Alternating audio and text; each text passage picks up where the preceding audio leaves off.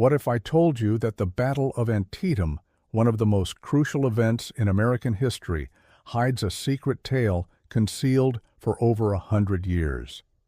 This tale comes from James Longstreet, a leading general of the Confederacy who witnessed horrors and truths so raw and unsettling that the South tried to erase them from memory. In this video, you will hear Longstreet's first-hand account, revealing the harsh realities behind the myth of honorable defeat. From broken commands and frantic marches to the bloodied fields where 23,000 lives were lost in a mere 12 hours, Longstreet's narrative exposes the chaos, bravery, and divisions that shaped the Confederacy's destiny. Stay with me as we bring to light the hidden truths, the dark humor amid carnage, and the leadership conflicts history tried to conceal. What Longstreet witnessed at Antietam will astonish you and change how you view this defining moment forever.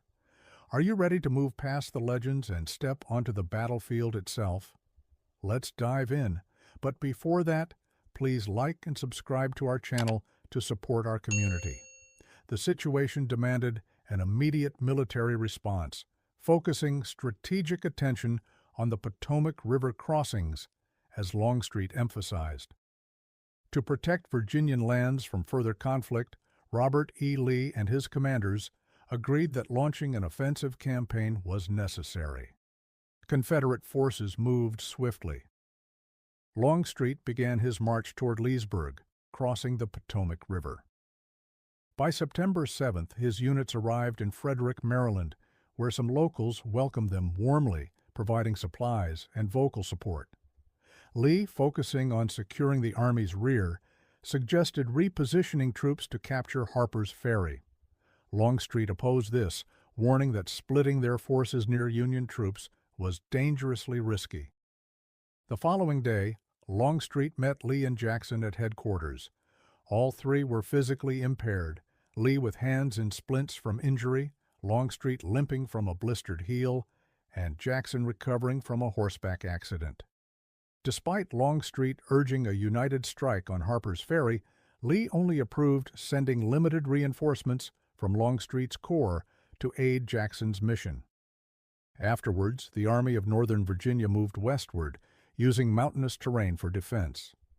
Jackson headed for Harper's Ferry, while Longstreet stayed at Boonesboro.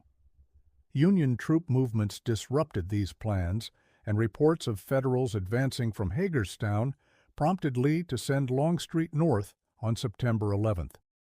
During this march, Longstreet grew increasingly frustrated with the Army's scattered formation. "General, I suggest we consolidate our troops and force the Federals to engage us here," he insisted to Lee.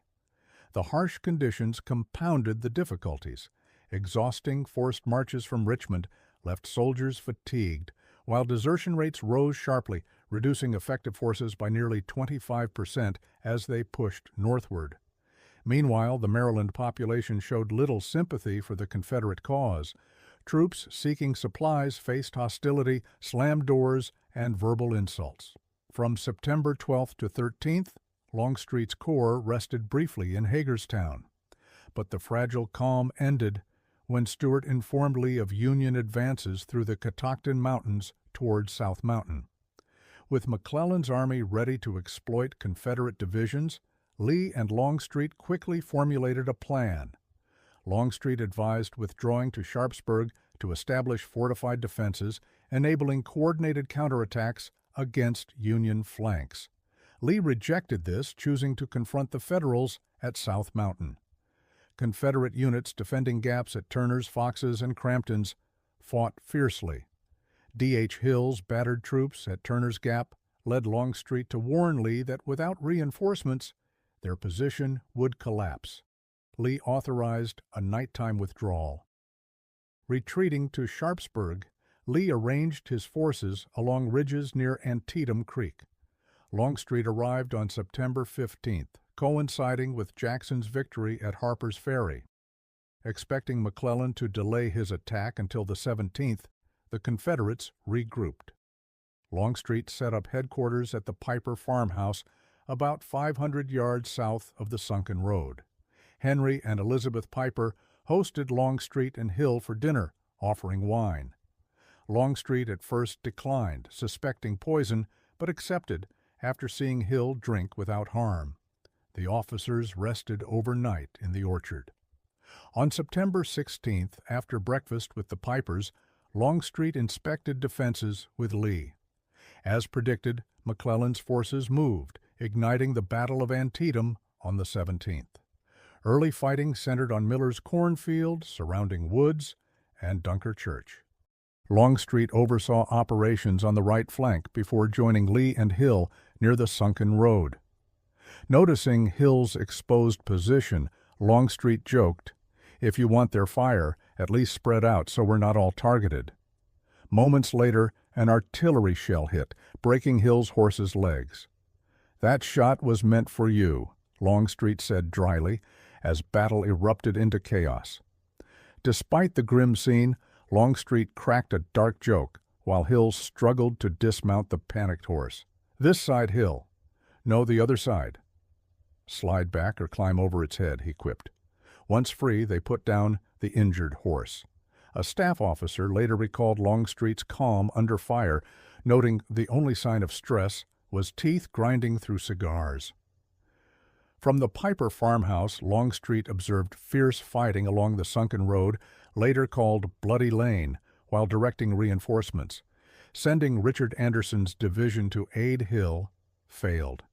Anderson was wounded, and command passed to Roger Pryor. As artillery fire increased, Pryor urgently called for help. Longstreet responded, "Guns are on the way, General." Victory or death, no retreat. A chaotic Confederate fallback let Union troops break through lines.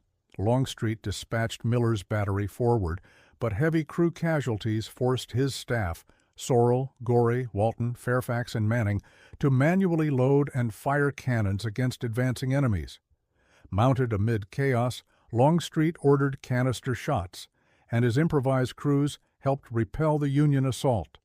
Though praised for leadership afterward, Longstreet credited D.H. Hill as the true hero in his writings. Had a Virginian done what Hill accomplished, history would have celebrated it forever. Yet Hill was from the Deep South. Meanwhile, Burnside's corps crossed Antietam Creek, their advance stalled only by A.P. Hill's timely reinforcements. The battle ended with 23,000 casualties, America's bloodiest single day. Longstreet's staff suffered heavy losses. Walton took a bullet in the shoulder, Sorrell had a concussion from shell shock, and Fairfax mourned his prized stallion, Saltram. "General, Saltram shot. Right in the back," Fairfax lamented. Longstreet replied dryly, "Be glad it wasn't your back, Major." That night, Longstreet missed Lee's command meeting, causing concern until he arrived late, cigar in hand, after helping a Sharpsburg family escape a fire caused by artillery shells. Relieved, Lee greeted him, "My old war horse, speak." "We heed your counsel." After planning next moves, commanders prepared rations for troops, bracing for the dawn's uncertainties. In just 12 hours, 23,000 lives were lost. Antietam's fields were soaked not only in blood, but also in shattered Confederate hopes. James Longstreet witnessed it all. Ignored warnings, fractured leadership, the sunken road piled with dead. Yet history buried his testimony beneath myths of noble defeat and flawless Southern heroes. What Longstreet saw at Antietam was far more than a battle. It was a turning point revealing the fragile reality behind the Confederacy's proud image. His account challenges everything we think we know about that day, the heroism, the mistakes, and the devastating cost. But one question remains. Why has Longstreet's truth been hidden for so long? What else might history be concealing? How different would our understanding be if more voices like his were heard? Now, I want to hear from you. Which part of Longstreet's story surprised you most? Do you feel history has done justice to those who fought and fell at Antietam? Share your thoughts in the comments below. Let's start a conversation history tried to silence. If this behind-the-scenes look opened your eyes, don't forget to like, subscribe, and share. Because the real story of Antietam isn't just in textbooks, it's in the voices brave enough to speak out. Thank you for watching. Until next time, keep questioning, keep exploring, and never stop seeking the truth.